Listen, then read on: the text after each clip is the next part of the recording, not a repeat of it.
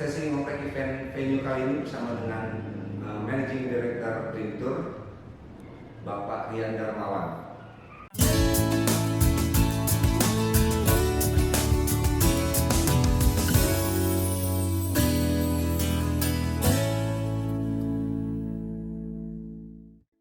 Selamat sore Pak. Ya, selamat sore Mas Bayu, gimana kabarnya?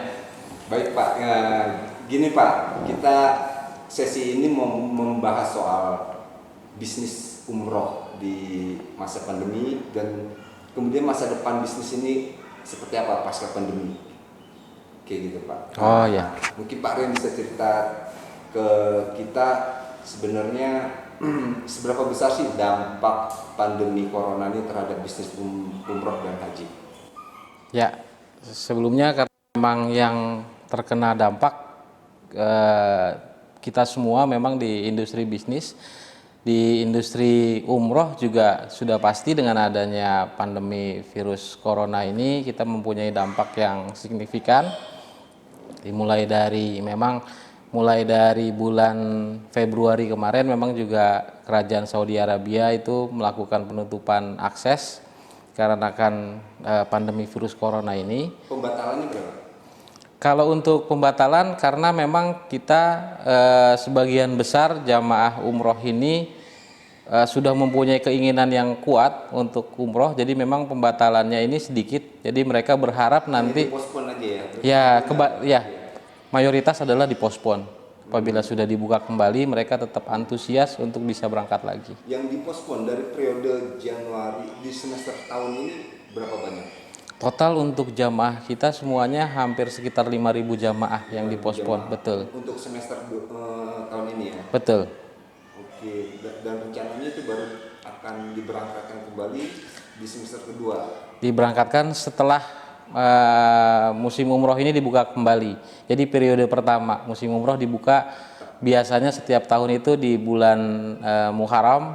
Kalau di bulan ini mungkin nanti di bulan September insya Allah, apabila memang keadaannya sudah lebih baik. Nah kalau yang di cancel berapa Pak Rian? Ada nggak? Yang di cancel hitungannya sedikit. Berapa Mas Bayu? Kalau misalkan di total dari 5.000 jamaah itu kita hitung nggak sampai 5%. Nggak sampai 5%. Nah itu kan sebenarnya udah on schedule ya dari awal tahun sampai Juni ini ya. Seharusnya kalau itu ada gak kerugian yang dirasakan oleh perusahaan, misalkan sudah terlanjur book hotel, transportasi, tapi hitungannya bagaimana kalau yang sudah begitu?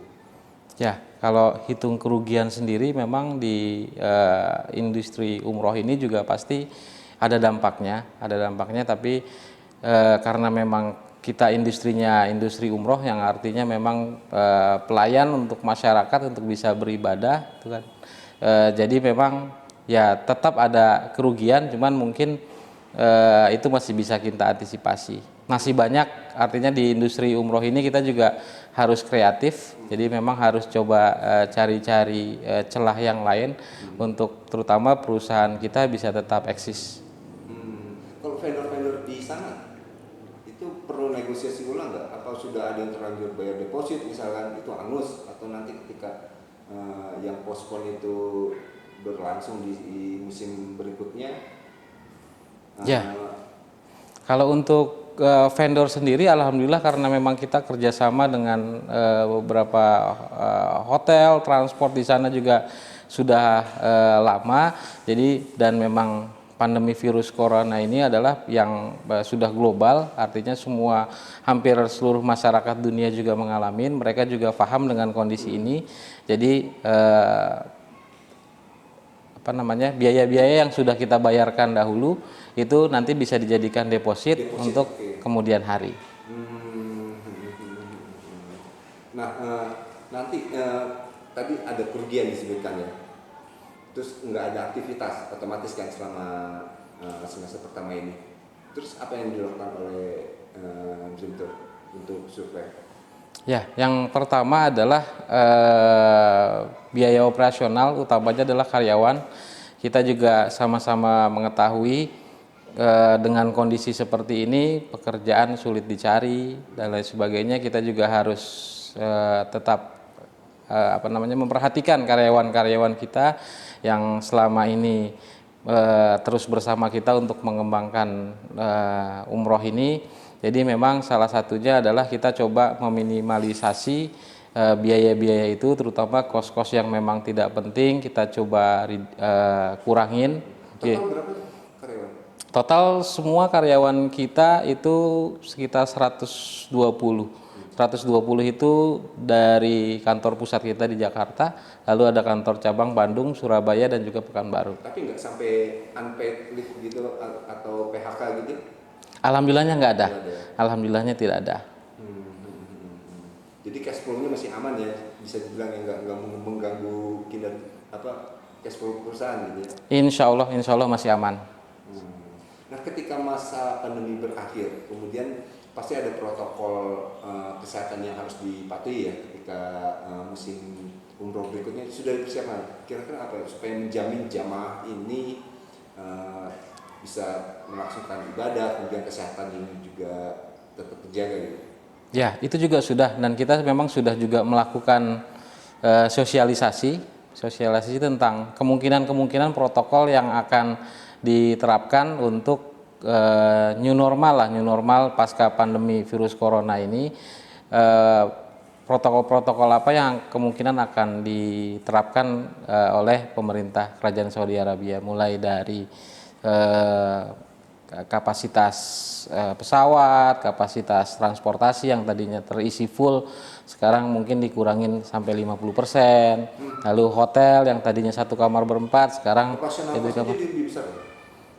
Biayanya ya lebih besar.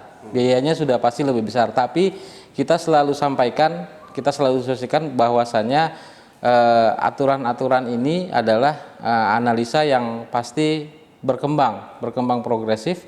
Harapan kita adalah perkembangannya ke arah yang lebih baik. Jadi mungkin bisa jadi di awal nanti di bulan September atau Oktober, mungkin nanti di Januari sudah pasti kita harapkan perkembangannya lebih baik.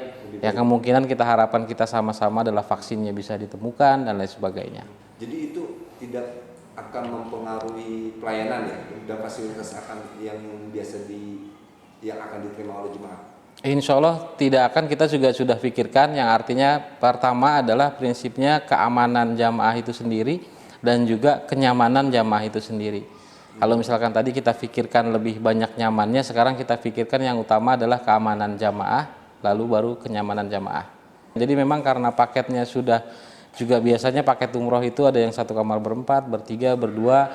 Dengan adanya keadaan seperti ini, kita informasikan ke jamaah bahwasanya apabila nanti memang protokol ini diterapkan, kemungkinan akan ada penambahan biaya dari jamaah untuk tadi kamar dan lain sebagainya. Yang mudah-mudahan juga tidak terlalu tinggi. Kita berusaha untuk menekan kosnya seminimal mungkin supaya jamaah juga tetap bisa berangkat dengan aman dan nyaman. Kalau boleh tahu sebenarnya Dream Tour ini dalam setahun berapa jemaah yang bisa dilayani untuk umroh ya? Tahun 2009 misalnya. Keseluruhan total 2019 kemarin harusnya kita bicara musim sebelumnya, karena musim ini itu 1 tahun tidak full, karena musim sebelumnya itu total jamaah kita sekitar 21.000. Harapannya di musim sebelumnya itu dari Hijriah 1440. Tahun ini berarti 1441. Kemarin kita punya target 30.000 jamaah sampai bulan Februari kemarin. Alhamdulillah jamaahnya sudah sampai 21.000. Ini potong pandemi ya? Betul. Harusnya achieve ya? Insya Allah harusnya achieve. Semakin banyak jamaah. 30.000 jamaah. Pandemi targetnya untuk musim berikutnya? Musim berikutnya kita coba, tadinya kita optimis memang tidak adanya pandemi virus corona ini, kita targetkan 50.000 jamaah, tapi paling tidak dengan adanya seperti ini kita bertahap, harapan kita adalah minimal sama dengan tahun sebelumnya. Kita optimis itu. Ini bisnis yang menggiurkan ya, 30.000 hanya dari perusahaan, satu perusahaan ya, betul. Perusahaan yang lain ya. Betul. Pangsanya seberapa besar sih? Pangsa umroh sangat besar. Indonesia ini pasar umroh yang saya bilang memang sangat besar, karena memang ya kita Muslim terbesar di dunia salah satunya juga, dan memang kita juga keinginan untuk umroh masyarakat ini sangat tinggi. Tahun kemarin 2018-2019 itu lebih dari 1 juta. Sebelumnya rata-rata itu sekitar 700-800 ribu. Sudah termasuk haji atau umroh? Hanya umroh saja. Umroh. Hanya umroh saja. Jadi bisa dibilang kue yang berhasil didapat Dream Tour dari pangsa pasar itu masih kecil ya, 30-an ribu ya? Masih kecil dari 1 juta. Dari 1 juta Betul, itu. betul. Makanya nggak heran banyak yang tertarik untuk ngambil kue bisnis ini ya. Betul. Semua travel mungkin sekarang udah punya divisi atau unit umroh ya. Betul sekali. Selain umroh dan haji, Dream Tour ini punya produk apa lagi di bisnis tourism? Kita kembangkan juga ke event industri. Kita punya MICE Dream Creations namanya. PT-nya adalah Visi Kreasi Indonesia, yang brandnya adalah Dream Creations. Itu khusus memang PT yang kita buat untuk menopang salah satunya industri umroh juga. Kita punya MICE Industry. Itu sejak tahun 2018. Kenapa nih? Kan biasa main di umroh travel gitu ya. Tiba-tiba MICE juga tertarik untuk di situ. Ya, semuanya kita bilang karena memang industri pariwisata ini berhubungan. Contohnya kita di industri umroh ini pasti sering sekali mengadakan pameran-pameran umroh. Pameran-pameran umroh untuk jamaah, sosialisasi, informasi. Kenapa enggak kalau misalkan kita buat perusahaannya sendiri yang memang bisa memfasilitasi seperti pameran dan lain sebagainya. Jadi related ya. Related, berhubungan satu sama lain. Bisnisnya gimana untuk yang masih? Alhamdulillah mulai dari awal tahun 2018 sampai hari ini pertumbuhannya cukup bagus. Boleh dong berapa banyak event mungkin dalam setahun tahun lalu atau? Kalau eventnya banyak karena memang kita baru mulai tahun 2018, umurnya ya belum genap 2 tahun. Kita secara finansial sudah pertumbuhannya bagus. Secara finansial juga pertumbuhan bagus. BP atau apa gitu belum? Perhitungan kita mungkin di 2 tahun lah. Di 2 tahun. Di 2 tahun lah. Dengan adanya pandemi ini otomatis terkoreksi dong. Pasti terkoreksi juga. Tapi kita memang salah satunya karena memang kita punya bisnis-bisnis yang saling berhubungan, ya mudah-mudahan nanti setelah pasca pandemi ini semua yang terkoreksi ini kita bisa perbaikin. Salah satu event juga bagi-bagi masker, gitu kan, ini juga di jalan. Kita juga baru-baru ini coba adain webinar, gitu kan. Hal seperti itu, kecil-kecil tapi kita mau coba tetap eksis dulu. Nah, kedepannya ini kan tren virtual nih, webinar salah satunya kan. Betul. Akan fokus ke situ kan? Itu juga kita kembangkan, baik Dream maupun umroh maupun MICE-nya. Memang Dream sendiri kita sudah mulai merubah ekosistemnya dari offline ke online. Jadi memang kita sudah buat aplikasi khusus yang memang dikhususkan buat jamaah mencari informasi lebih mudah lewat aplikasi. Mau daftar umroh sekarang lebih mudah hanya lewat aplikasi. Gitu Betul, perorangan. Kita juga launching karena kita juga punya satu perusahaan lagi, Smart Umroh, yang memang khusus keagenan. Kita juga buatkan aplikasinya tahun ini supaya mempermudah, jadi jamaah atau orang-orang yang mau berangkat umroh bisa dapat informasinya lebih mudah. Aplikasi umroh itu seberapa, misalkan saya mau umroh gitu, saya bisa lihat aplikasi, terus milih tanggal pemberangkatan, harga sekian, jenis hotelnya segala macam, pesan book bisa langsung otomatis jalan gitu. Betul. Sesimpel itu. Sesimpel itu. Jadi informasinya memang programnya kan banyak program umroh. Ada yang program umroh saja, umroh reguler, maupun umroh plus wisata, seperti plus wisata habis umroh habis itu jalan-jalan ke Turki atau jalan-jalan ke Aqsa, jalan-jalan ke Eropa. Itu semua informasinya bisa diakses di aplikasi. Mau programnya program umroh reguler selama 9 hari. Pilihan hotelnya ada hotel bintang 5 di sana. Itu semua informasinya bisa diakses, bisa dipesan melalui aplikasi dan bayar juga online lewat aplikasi. Itu running sejak kapan? Untuk aplikasi Dream Tour sendiri sudah sejak tahun 2018. Tapi sampai sekarang kita masih terus kembangkan supaya aplikasi ini jauh lebih baik dan jauh lebih update lah. Banyak yang masuk dari aplikasi itu? Lumayan banyak. Berapa persen? Kalau misalkan persentasenya memang karena memang baru juga, tapi pertumbuhannya setiap tahun pasti lumayan banyak. Kita bilang di tahun pertama kita dapat dari total jamaah bisa 15%, tahun berikutnya kita bisa naikin lagi jadi 25%. Memang trennya udah ke sana ya? Trennya sudah mulai berubah, apalagi dengan adanya pandemi virus corona ini. Ditambah lagi seperti ini, jadi memang kemudahan. Jadi biasanya marketing di pameran gitu. Betul. Ini via aplikasi. Nah, mempromosikan aplikasi itu apa yang dilakukan? Karena kan sama, salah satunya dengan diriin aplikasi. Dengan kondisi saat ini juga kita banyak mengadakan tadi presentasi online. Kita juga informasi produk melalui media sosial, contohnya live Instagram. Bulan Ramadan kemarin kita adain kajian-kajian dengan ustadz-ustadz kita langsung dari Saudi Arabia. Lalu juga dengan kemarin kita adain lagi Instagram live dengan representatif kita di Turki untuk update informasi perkembangan yang terjadi. Betul, betul. Itu audiensnya itu para jemaah atau agen-agen itu yang bergabung dengan? Kebanyakan para jamaah, karena para jamaah ini ya betul. Mereka juga rindu lah, kangen lah, pengen dinian umroh. Minimal mereka kita bercerita tentang umroh lagi itu menambah kerinduan mereka lah untuk berangkat lagi umroh. Yang terkait sama aplikasi itu, apakah itu tidak mematikan peluang bisnis dari agen-agen itu? Nah, memang aplikasi ini tadi saya informasikan kita punya 2 perusahaan yang berbeda. Dream sendiri memang fokus di retail, jadi memang fokusnya adalah ke jamaah langsung. Lalu yang kedua adalah kita punya perusahaan Smart Umroh yang memang fokusnya adalah di B2B bisnis.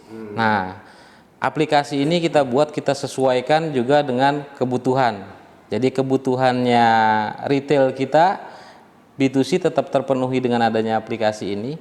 Kebutuhannya agen kita juga terpenuhi dengan adanya aplikasi Smart Umroh. Jadi harga kalau misalnya dari segi harga pasti beda tuh ya? Pasti berbeda, karena aplikasi yang baru ini, yang aplikasi Smart Umroh itu hanya dikhususkan untuk B2B. Jadi pasarnya memang tidak saling memakan ya? Betul, insya Allah tidak akan saling memakan. Perusahaan kompetitor sudah melakukan hal serupa? Kalau di aplikasi banyak, karena memang mungkin sudah sejak 3 tahun yang lalu beralih. Tadinya memang sudah online, basisnya adalah web, lalu berubah dengan aplikasi. Lalu juga kita lihat 2 tahun terakhir ini lumayan banyak marketplace untuk dinin umroh. Nah, yang beda adalah aplikasi ini memang kita kembangkan sendiri. Kita ada divisi IT dan Markom kita yang memang kembangkan untuk 2 aplikasi ini. Jadi aplikasi ini dapat terus berkembang sesuai dengan kebutuhan. Apabila ada kekurangan, ada koreksi dari jamaah yang dibutuhkan, apalagi kita bisa update di aplikasi ini. Nah, kalau misalkan untuk yang tadi kan untuk ada pasar yang agent ya, yang B2B sifatnya. Misalkan ada seseorang atau saya gitu ya mau menjadi agent, syaratnya apa aja sih? Ya. Modalnya berapa? Sebenarnya untuk yang dinin umroh hampir bisa dibilang tidak ada modal. Tidak ada modal, karena memang salah satunya adalah kita agen umroh ini dibilang adalah pelayannya jamaah. Jadi memang salah satunya kita dapat 2, kita dapat rezekinya di dunia, lalu kita juga dapat pahalanya, karena kita mengajak orang lain untuk ke arah kebaikan, pergi umroh ke Baitullah, Makkah dan Madinah. Nah, yang perlu dilakukan adalah memang untuk jadi agen umroh ini adalah punya jaringan. Jadi memang jaringan yang bagus. Lalu yang kedua adalah memang informasi produknya bagus. Kalau misalkan enggak, betul. Kalau misalkan tidak juga kita bisa bantu gitu kan. Ini kita bisa bantu, kita bisa adain sharing untuk produk dan lain sebagainya.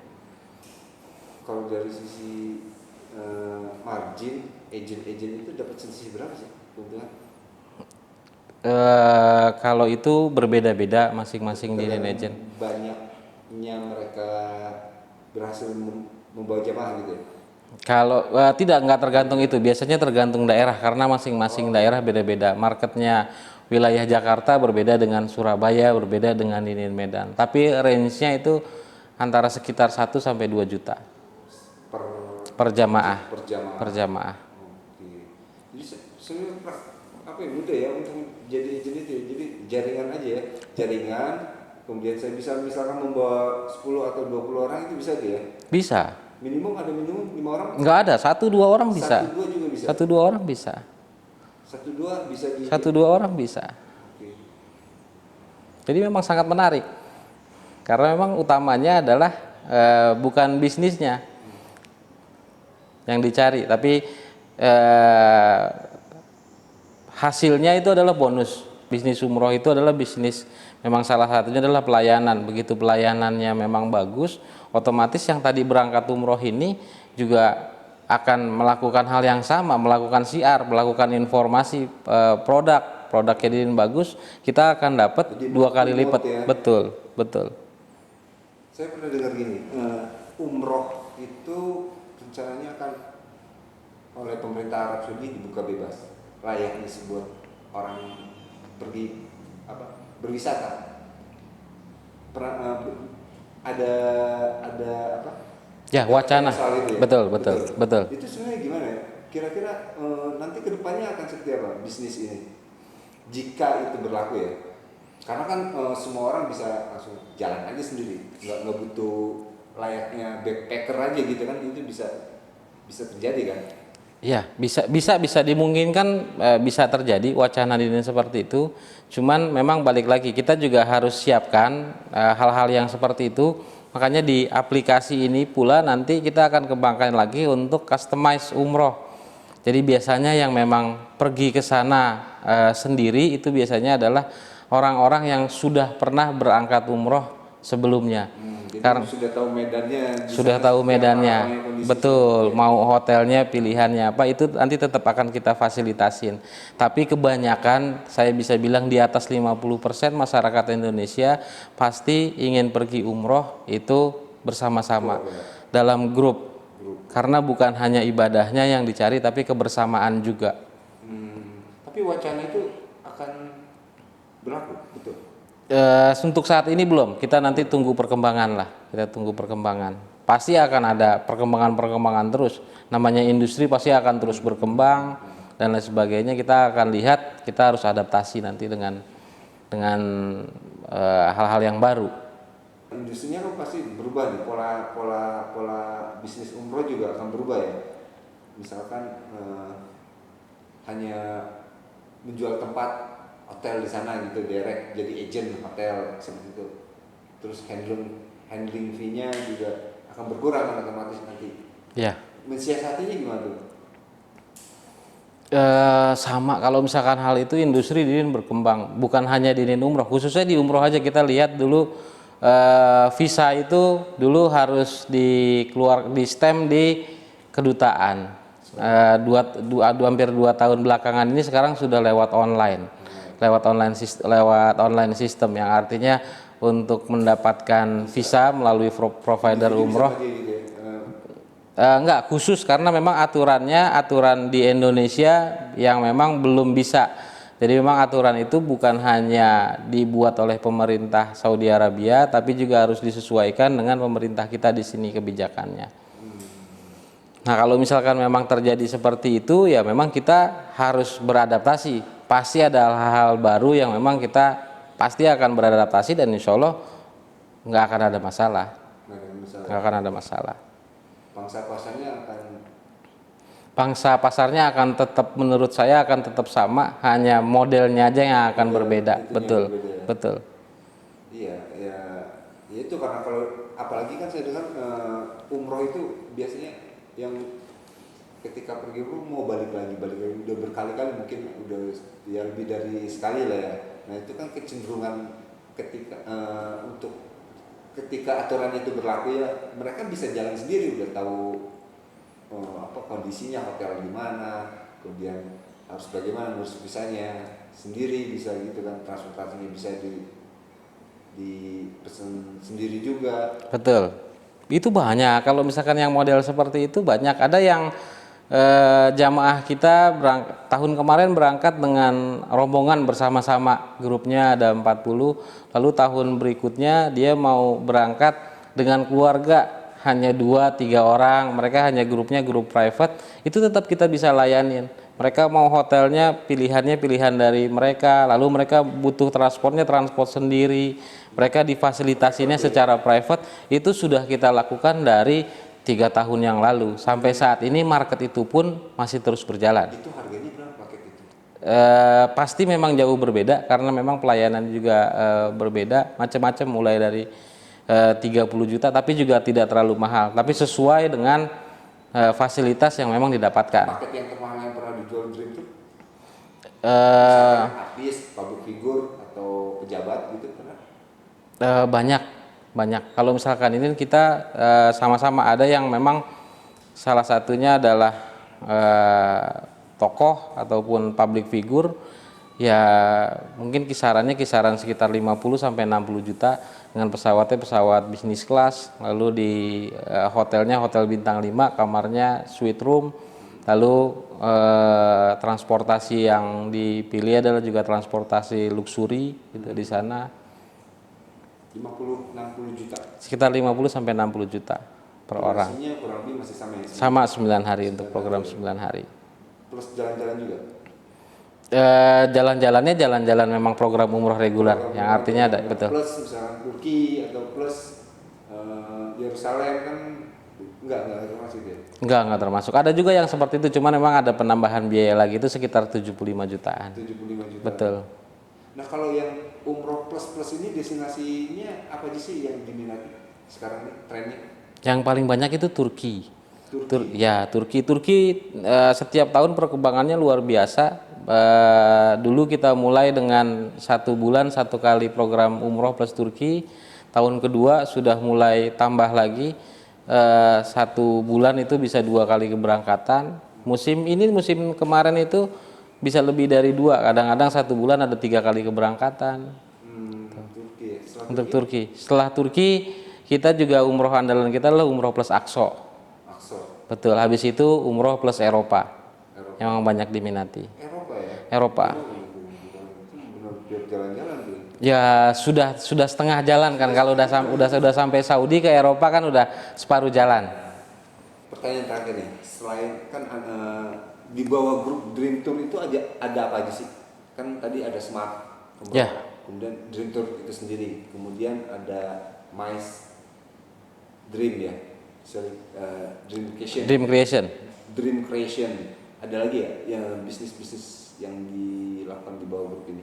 Ya, yang utamanya memang 3. Jadi memang bisnis kita satu adalah Dream Tour sendiri yang memang fokus di retail bisnis untuk umroh dan memang eksklusif hanya untuk market menengah ke atas bintang 5. Lalu kita juga punya Dream Creations di bawah bendera PT Visi Kreasi Indonesia. Habis itu kita punya satu lagi adalah Smart Umroh PT Al Safwah Wisata Mandiri yang memang bergerak di umroh tapi khusus untuk B2B market. Jadi memang 3 perusahaan ini yang memang kita jalankan sampai hari ini. Kalau yang restoran itu bukan? Kalau restoran itu Al Jazeera. Al Jazeera memang kebetulan kepemilikan owner yang sama lah. Oh, tapi enggak dalam satu manajemen? Tidak satu manajemen dengan Dream Group.